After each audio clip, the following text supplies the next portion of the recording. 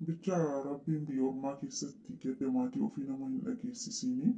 Obboleettii keenya beetiin dhugaa baay'ee takka garaa nama nyaatti jechuudha. Naan viidiyoo ishee ilaaluun dadhabee dhugaa baay'ee takka garaa nama balleessa jechuudha. Namni biyya ormaa keessatti gaafa maatii of biraa dhabu, maatii ofii dhabu baay'ee tokko garaa nama nyaata. Egaa jireenya biyya ormaa akkamitti akka itti jiraannu akkamitti akka keessa jiraannuudha kan beeku.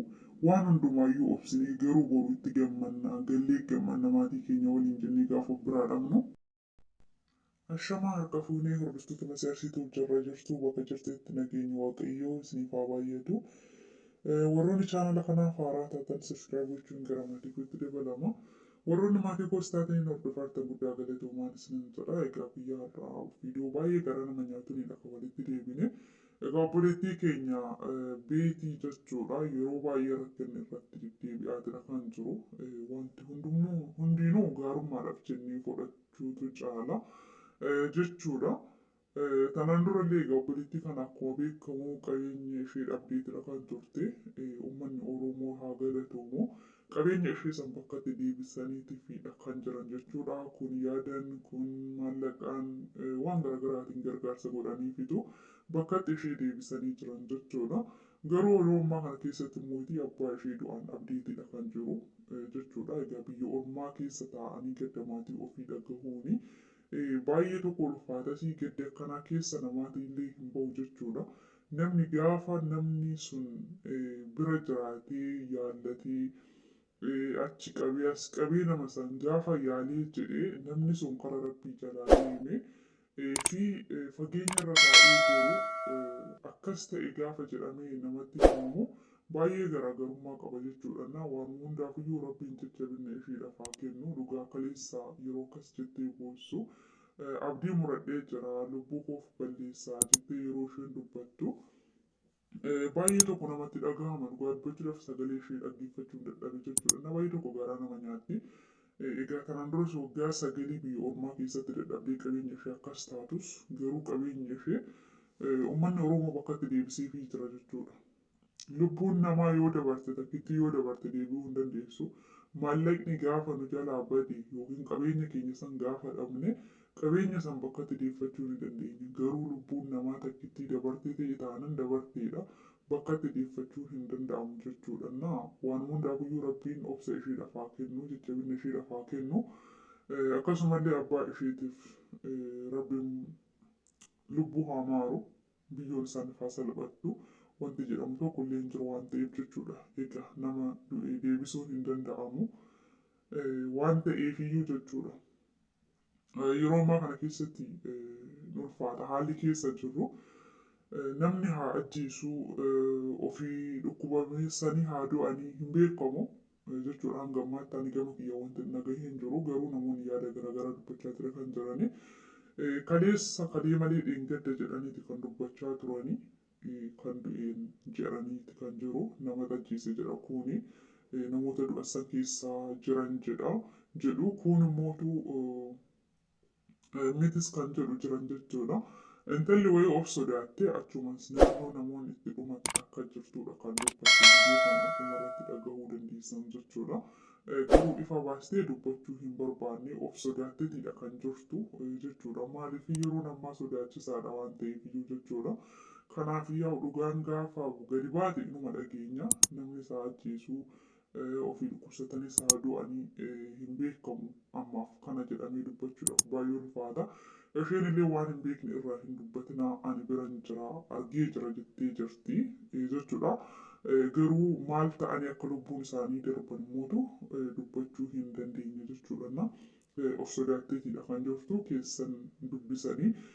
Dhugaa jirtu akka isheerraa baruu qabanillee itti himanii jiranii gara keessatiin ishee dubbisanii yeroo dhiyoo keessatti dhugaan jirtu ni dhageenya jedheen yaada. Kanaafidha. Egaa kanatti aansii wanti na gaddisiise yoo jiraate jechuudha. Isuma dhugaa baay'ee sirriitti yeroo ammaa kana keessatti of eeggannoo gochuu qabna. Warri biyya keessa jiranillee akka of eeggataniif waan beeknu irraa isaaniif qooduu qabna. Uummanni keenya gaarummaa isaaniitiin tolummaa isaaniitiin namootaaf badii yookiin waan hamaa yaaduu dhiisuu irraa kan ka'e namoota ofitti siqsanii namoota of bira bulchaniitu yeroo isaan lubbuu isaanii maatii isaanii waliin ijoollee isaanii waliin lubbuu isaanii itti dhabanii kan argaa dhagahaatii jiru jechuudha. Dhugaa viidiyoon baay'ee takka itti gadde qalbii na cabse keessaa viidiyoo kanadha jechuudha. Innis arguu dandeessanii warra sodaatu viidiyoo san gadi lakkise jechuudha. Samoonuma kana taatee ta'eera Wallaggaa keessatti jechuudha dubbataniitidha kan jirani. Dhugaa haa ta'u soo haa ta'u garuu ani hin beeku garuu akka jedhanitti sagaleedha waan dubbachaatii turanidha. Chaanaala san seentanii ilaaluu dandeessanii dhugaa waan baay'ee takka garaa nama nyaatudha jechuudha. Intala Ummuu jedhamtudha viidiyoo san kan gadi lakkise. Ummuu jedhamti jechuudha. Isheetu gadi lakkise jechuudha viidiyoo sanii. Namni kuni na bulchaa jedheetu isaan bira bula jechuudha. Jara kana na bulchaa jedhee isaan bira bulee jechuudha. Erga isaan bira bulee booda maatii shanii bakka tokkotti lubbuu namoota shanii jechuudha. Isaan bira bulee lubbuu nama shanii baasee biraa deeme jechuudha. Baay'ee ulfaata.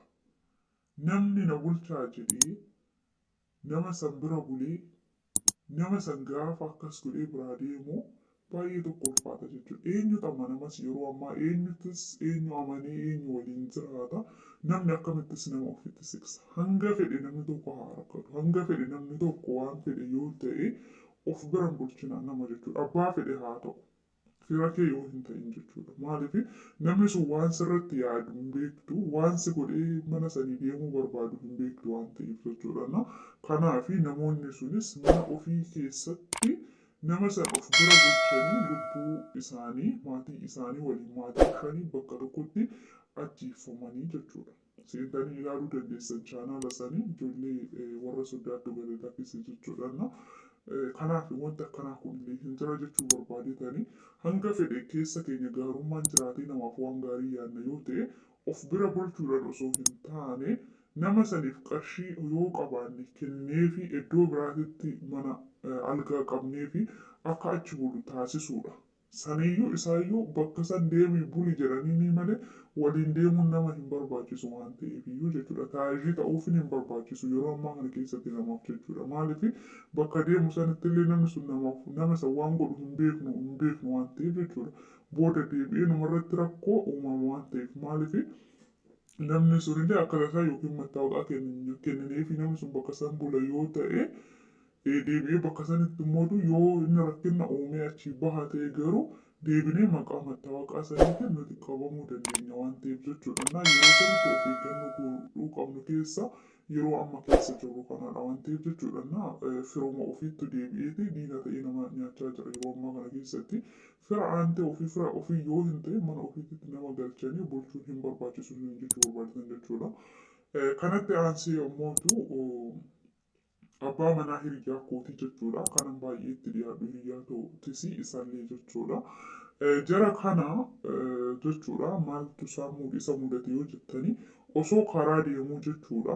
Namni kun kan qabame sabuma keenyanii ijoolluma keenyanii namuma afaan isaa dubbatuutiin jechuudha. Nama kana fuudhanii deemanii caakkaa seensisanii jechuudha. Wanta inni qabu irraa fudhatanii bilbila isaa waan hunda irraa fudhataniitu halkan jechuudha halkan deeme asii jedhanii jechuudha. Kana kan jedheen ijoolluma keenya warruma afaan keenya dubbatudha jechuudha. Kanaaf namni hundis gaarii miti namni hundis badaa miti eenyumayyuu amanee itti siquun hin barbaachisu.